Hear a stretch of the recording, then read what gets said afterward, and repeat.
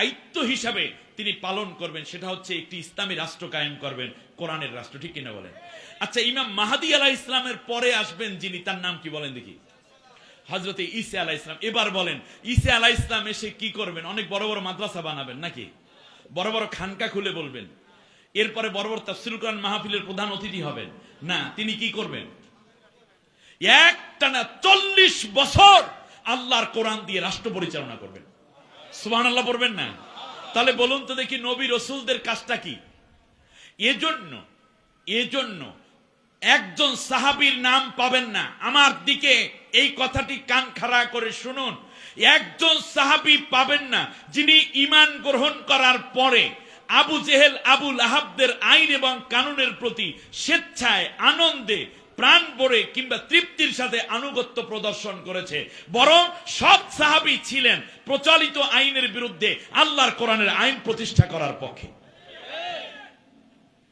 যদি সাহাবী নামের কেহ নবীর সাথে নামাজ পড়েছে, রোজা রেখেছে, দাড়ি রেখেছে, টুপি পরেছে, জিকির করেছে, কোরআন পড়েছে, সাহারি খেয়েছে, ইফতার করেছে, কিন্তু আল্লাহ রাব্বুল আলামিনের কোরআনের দ্বীন প্রতিষ্ঠিত হোক এটা মনে মনে চায় নাই, ওই ব্যক্তিকে আল্লাহ তাআলা মুনাফিক বলে উল্লেখ করেছে।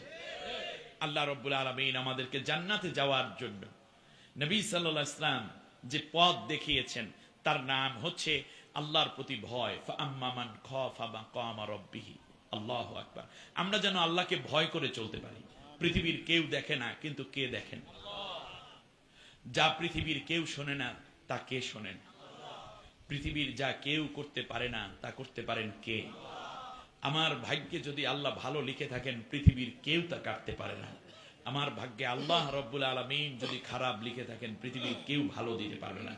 অতএব সবকিছু মিলিয়ে আমরা আল্লাহকে ভয় করব এবং নেক কাজে আত্মনিয়োগ করব।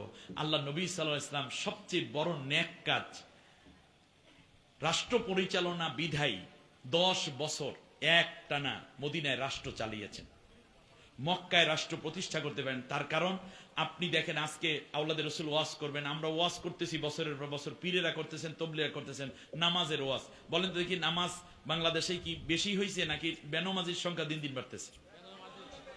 পর্দার ওয়াজ আমরা করেছি, পর্দা বেশি হয়েছে নাকি বেপর্দা বাড়তেছে? মাদকের বিরুদ্ধে আমরা ওয়াজ করতেছি জনমের মতো, পীরেরা করতেছেন, আওলাদের রাসূল করতেছেন, জামালউদ্দিন করতেছেন, খতিবরা করতেছেন। কি মাদক দিন দিন কমতেছে না বাড়তেছে? অন্যায় দিন দিন কমতেছে নাকি বাড়তেছে? বেহায়া বেপর্দা কমতেছে নাকি বাড়তেছে? তাহলে দেখেন সবই তো বাড়তেছে। মিথ্যা মামলা, হামলা, গুন্ডামি, পান্ডামি সবই তো বাড়তেছে। তাহলে এটা কমানোর উপায় কি? কমানোর উপায় একটাই, রাষ্ট্রটা ইসলামী হওয়া। আল্লাহর নবী কোরআন দিয়ে যে দেশ চালাইছেন, সেই দেশে কি এইরকম মদ গাঞ্জা ছিল? সেই দেশে কি এত অন্যায় বিন্যায় ছিল? সেই দেশে কি জেনা ব্যভিচার ছিল? সেই দেশে কি খুন খারাপি ছিল? চুরি ডাকাতি ছিল? ছিনতাই ছিল? অতএব আবার সেই দেশে কি বেনামাজি ছিল? তাহলে পীর সাহেবরা, তবলিগের ভাইরা, বক্তারা, খতিবরা, ইমানরা এই 40 বছর তো, এই 53-54 বছর তো ওয়াজ করলেন। এইবার একটা আওয়াজ দেন, আগামীর পার্লামেন্টটা আল্লাহর কোরআনের পার্লামেন্ট বানাই দেই। তবলিগের ভাইরা, পীরেরা, বক্তারা, যা যে যেখানে আছি সবাই মিলে মুমিনরা একটা টার্গেট শুধু করেন যে আমার ছেলে নামাজি হোক, আমার প্রতিবেশী নামাজি হোক। যদি চান তাহলে একটা মাত্র সুযোগ দেন। আল্লাহ তাআলা বলছেন, আল্লাযীনা ইম্মাক্কান্নাহুম ফিল আরদি আকামুস সালাতা। যদি তারা রাষ্ট্র ক্ষমতায় যায়, কোরআনের আইন যারা কায়েম করবে, প্রথম কাজই হবে স্কুলে, কলেজে, ইউনিভার্সিটিতে, অফিসে, আদালতে, এরপরে ক্যান্টনমেন্টে কিংবা সেক্রেটারিয়েটে, সব জায়গায় নামাজের ওয়াক্ত হবে, সবাই নামাজ পড়বে। তবলিগওয়ালা ভাই, আপনার এত মেহনতের খুব দরকার হবে না, রাষ্ট্র দায়িত্ব নেবে নামাজের। আর ওই নামাজ তারা পড়ে নাই, এখন থেকে যারা নামাজ শুরু করলো রাষ্ট্র ইসলামী হওয়ার কারণে, সমান সওয়াব আল্লাহ তাআলা আপনার আমল নামায়, তাতে কোটি কোটি নামাজির সওয়াব প্রতি ওয়াক্তে আপনার আমল নামায় আসবে, যদি ইসলামী রাষ্ট্র কায়েম করা হয়। কত সহজ হিসাব। চুরির বিরুদ্ধে কম তো ওয়াজ করলেন না পীর সাহেব। পীর সাহেবের নিজের জোতাই স্টেজ থেকে চুরি হয়ে গেছে। এরকম ঘটনা ঘটে নাই? এখন পীর সাহেব মুরিদের জোতা পাই দিয়ে যায় আর কয় কইষ্টা কেন্দ্রে কইষ্টা, কারণ এই জোতা তো বাড়ি চালান দিয়ে বাইর করাও সম্ভব না। খেয়াল করছেন কিনা? অতএব বোঝা যায় যে এই যে একটা দুরবস্থার মধ্যে আমরা আছি, আমাদের তো সব দেখা হইল, শুধু একটা জিনিসই বাকি আছে, একটি ইসলামী রাষ্ট্র দেখা বাকি আছে। আল্লাহ নবী রাষ্ট্র চালাইছিলেন, এটা কি নবীওয়ালা কাজের মধ্যের কাজ না বাইরের কাজ? তাহলে বোঝা যায় আল্লাহর কোরআন দিয়ে দেশ চালানো এটা নবীওয়ালা কাজ। আল্লাহ রাসূল সাল্লাল্লাহু আলাইহি ওয়াসাল্লাম দেশ চালাইছিলেন গুনার নিয়তে না সওয়াবের নিয়তে? তাহলে আবু বকর রাদিয়াল্লাহু তাআলা আনহু তখন নবীকে সাহায্য করেছেন গুনার নিয়তে না সওয়াবের নিয়তে? আবু বকর রাদিয়াল্লাহু তাআলা আনহু, ওমর রাদিয়াল্লাহু আনহুম নবী সাল্লাল্লাহু আলাইহি ওয়াসাল্লামের সাথে ছিলেন দিন প্রতিষ্ঠার জন্য জিহাদের ময়দানে, এটা গুনার নিয়তে না সওয়াবের নিয়তে? উদ্দেশ্য কি শুধুমাত্র যুদ্ধ করা নাকি আল্লাহর কোরআনের রাজ কায়েম করা? অতএব আল্লাহর কোরআন রাজ কায়েমের জন্য তারা জীবন পর্যন্ত দিলেন, হিজরত পর্যন্ত করলেন, নবী দান্দান মোবারক শহীদ হলেন। সেই জিহাদে আমরা শরীক হতে এখনো পারি নাই।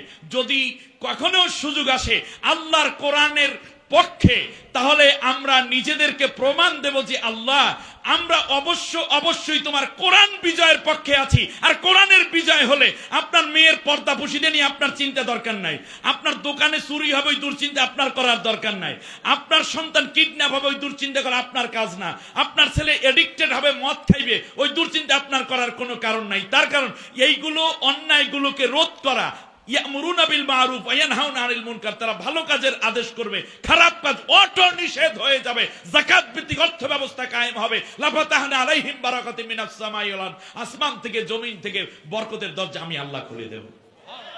এই বিশাল নিয়ামত পাওয়ার জন্য একটি বারের জন্য আমাদেরকে জাগতে হবে। সেই জন্য শেষ জান্নাতে যাওয়ার শেষ রাস্তাটি হচ্ছে একটি ইসলামিক রাষ্ট্র কায়েমের মাধ্যমে ইসলামী পরিবেশে থেকে সবসময় আল্লাহ তাআলার কোরআনকে দেখা, নবীর আদর্শকে দেখা। নবীকে অনেকে স্বপ্নে দেখতে চান, ঠিক কিনা বলেন? কে কে নবীকে স্বপ্নে দেখতে চান দেখি তো? আল্লাহু আকবার। আমার নেতা, তোমার নেতা, বিশ্ব নবী মুস্তাফা, আমার নেতা, তোমার নেতা, আল্লাহ তুমি কবুল করো। আচ্ছা, নবীরও একটা স্বপ্ন আছে। আপনি ওই স্বপ্ন পূরণ করতে গেলে আল্লাহ তাআলা আপনাকে নবীর স্বপ্ন পূরণ করাই দেবে। আমরা নবীকে দেখতে চাই, আর নবী দেখতে চান কি? রব্বি আদখিলনি মুদখালা সিদকিন ওয়া আখরিজনি মুখরাজা সিদক ওয়াজআল লি মিন লাদুনকা সুলতানান নাসীরা। এই কথাটাই আমার শেষ। নবী সাল্লাল্লাহু আলাইহি ওয়াসাল্লামের স্বপ্ন ছিল একটাই, যে আল্লাহ তুমি আমাকে একটা ইসলামী রাষ্ট্র দাও, যেই রাষ্ট্রে আমি দেখাইয়া দেব পর্দা কিভাবে কায়েম করতে হয়, কিভাবে জেনা মুক্ত করতে হয়, কিভাবে ধর্ষণ মুক্ত করতে হয়, কিভাবে মাদক মুক্ত করতে হয়, কিভাবে ঘুষ মুক্ত করতে হয়, কিভাবে সুদ মুক্ত রাষ্ট্র কায়েম করতে হয়, কিভাবে পরস্পরে মানুষেরা ভালোবাসার একটি রাষ্ট্রবন্ধন তৈরি করতে হয়, কিভাবে মা বাবার মর্যাদা টিকে থাকতে পারে, কিভাবে নারীরা পর্দাপুশিদা মতো চলতে পারে, কিভাবে একটি রাষ্ট্রের মধ্যে অন্য সব ধর্মাবলম্বীরাও তাদের অধিকার নিয়ে থাকতে পারে, কিভাবে মানুষের অন্যায় শাসক আর জুলুম করবে না, ন্যায় শাসক কিভাবে হতে পারে। আল্লাহ তাআলা সেই ইসলামের যে বিধান তুমি কোরআনের মধ্যে দিয়েছো, আল্লাহ তাআলা এইটা রাষ্ট্রীয় আয়াতগুলো, সামাজিক আয়াতগুলো, অর্থনীতির আয়াতগুলো, আল্লাহ তুমি আমি যেন কোরআনটাকে শুধু পড়ার মধ্যে না, যেন আমি দেখাইয়া দিতে পারি, সেই ব্যবস্থা তুমি করো। চোরের হাত কেটে দাও, জিনাকারকে বিবাহিত হলে তাদেরকে সঙ্গে সার করে দাও, এইটা কি শুধু পড়ার আয়াত নাকি আইনের আয়াত? তাই 54 বছর পর্যন্ত হুজুর ও পিশাব ও আমার ভাই ও স্কুল কলেজে পড়ুয়া ছাত্র ও ইউনিভার্সিটির লেকচারার ও ভাইস চ্যান্সেলর, পুলিশ, র্যাব শুধু আয়াত পড়লেন, কিন্তু এটা কি শুধু পড়ার আয়াত নাকি কাজের আয়াত? কাজের আয়াতের জন্য আগামীর পার্লামেন্টে কমপক্ষে একবার কাজে লাগাইয়া দেখি আল্লাহর কোরআনের এই মরা আয়াতগুলোকে আমরা একটু জীবন্ত করে চোখের সামনে দেখার জন্য।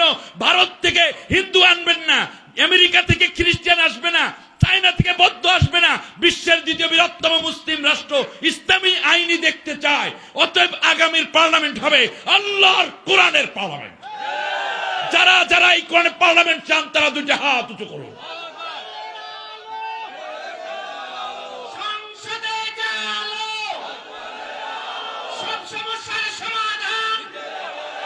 আল্লাহ রাব্বুল